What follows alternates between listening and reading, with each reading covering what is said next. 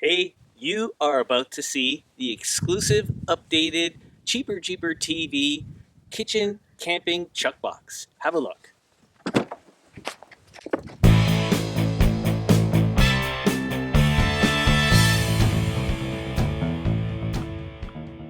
Hey, just before we get started, I just want to make an announcement on who the three winners were of the 3,000 subscriber giveaway draw.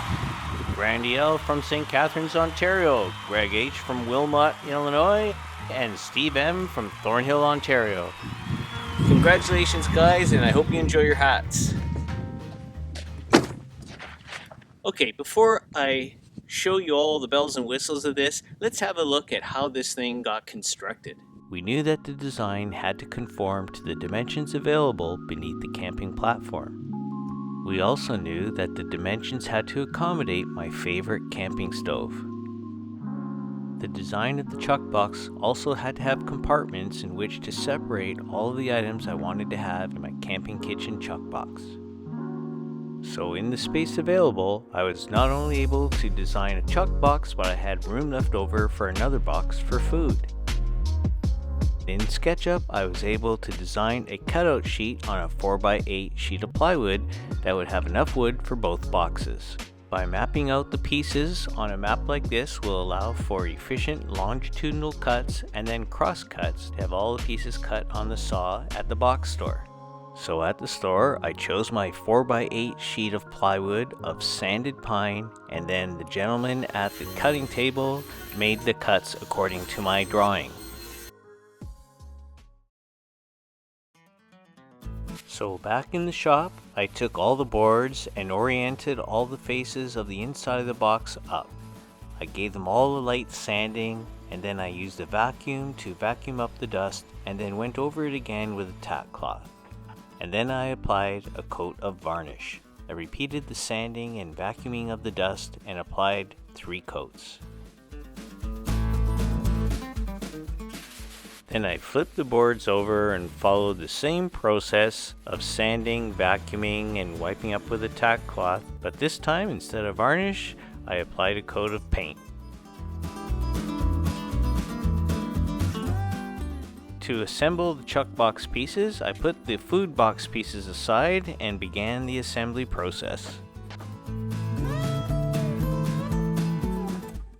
I just made some pilot holes and countersunk some screws into some butt joints to hold the whole thing together. Nothing fancy.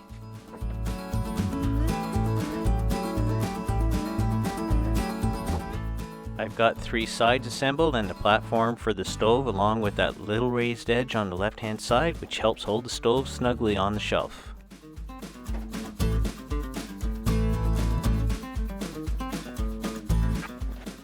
Time to screw on the front hinge. Everything's looking good so far. Now it's just time to measure and install the top shelf hinge. So now we have the front shelf hinge screwed in place. We have the top shelf hinge screwed in place as well, and these special latches to help close the shelves so that the box will close securely.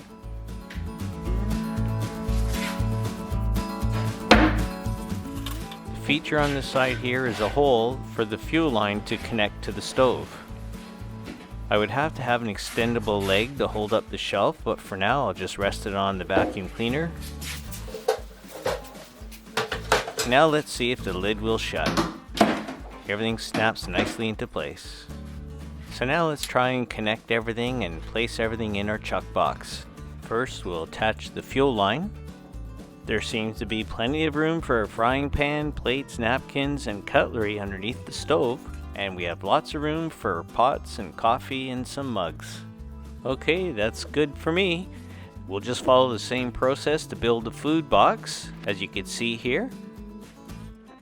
We'll just throw a couple more coats of paint on it and bring it out to the Jeep and test it out. But I'm feeling pretty good about it so far. Okay, now that you have an idea of how it was put together, let's have a look at some of the features of this kitchen camping chuck box. You'll notice that it takes up all the space in the middle part underneath the Cheaper Jeeper camping platform, and That's the chuck box, and this is the box I call the pantry. Let me demonstrate. When this box comes out, when you finish doing your grocery shopping when you're camping, you could drop all your food into this box, pack it in nice and snug. There you go, it's all in place. And now let's have a look at the chuck box. Now there's a couple ways that we could implement the chuck box. Let me show you a really clever feature here. This is one of the poles from the old chuck box that I just mounted on some brackets right here on the side of the cargo leg. There's the other one.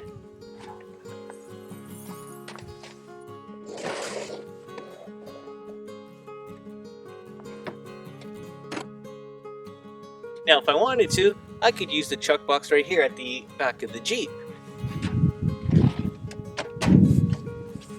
I can open it and use this shelf.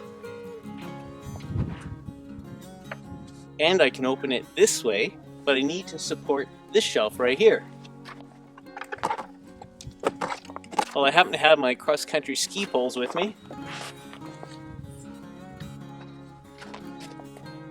There you go. So now I've got my cargo area shelf that I could place things on. I've got the Coleman stove right here. I've got my frying pan, plates, and other knickknacks that I would keep in the chuck box here. My pot and coffee right there. And I have pretty much a nice chuck box to work right here. And that other box that I showed you earlier, I'll call the pantry. I could store extra things. So that's pretty much it. I'm pretty satisfied with how this worked out. It uses up all that space, and this is a manageable size that I could maneuver around, and it has a lot of flexibility where I could use it right here at the back of the Jeep, or on my Coleman table, or on a picnic table at a campsite. I still could add legs to this, and maybe I'll see what my needs are as I begin to use it. All in all, I'm pretty happy with this and how it uses up all the space underneath the cargo platform along with the pantry box. Keeps everything neat and organized. Now I'll just put it away.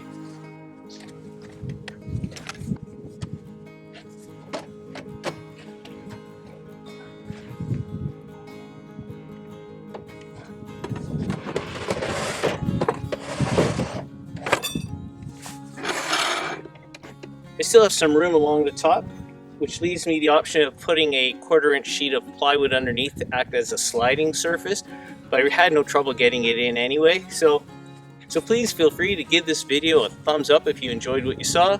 And if you haven't already, please remember to hit the subscribe button and the alert bell so you don't miss our next episode. But now, let's move on to our tip segment. Now for some cheaper Jeeper tips. Hey, for all you subscribers that were looking for the promised discount code on the storage bag, it has arrived. I've put it in the pinned comment, but also in the description section. I share that you can still get the 5% coupon discount in the ad itself. It looks like this, but I now have a code from the vendor that you can also add at checkout, and here's the code. And just a word to the wise, the first digit is a letter I, it looks like a 1.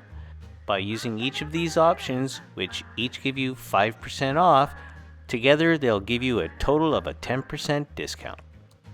And now back to our regular programming.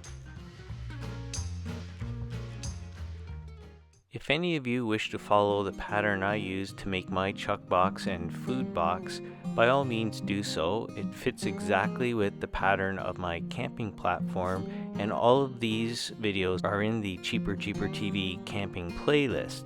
Just a couple of things to keep in mind is that if you have a different stove than the one that I use, you'll have to adjust your measurements accordingly. I use SketchUp to map everything out. It kind of helps understand what your measurements need to be, and you could test fit on your screen rather than waste a bunch of plywood. But also another thing to keep in mind is when you are attaching hinges, sometimes it throws off where your shelf will end up. I had to, for example, shave off about 1/8 of an inch on the front shelf so that it would lay flush with the top. Otherwise, I think the process is pretty straightforward, so have fun. Okay, that was pretty interesting. Now, let's hear from our subscribers. And now for subscribers' tips.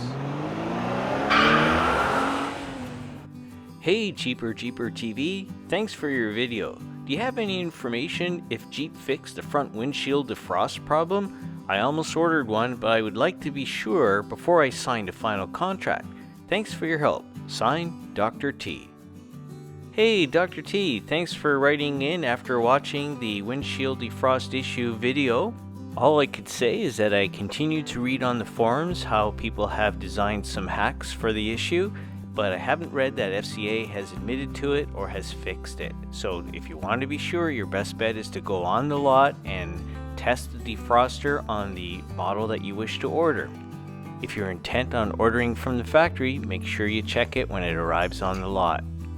Speaking of the defrost issue, we are going to have a follow-up video because I've had a number of subscribers send me solutions involving 3D printing and plastic plugs, so be sure to look for that video.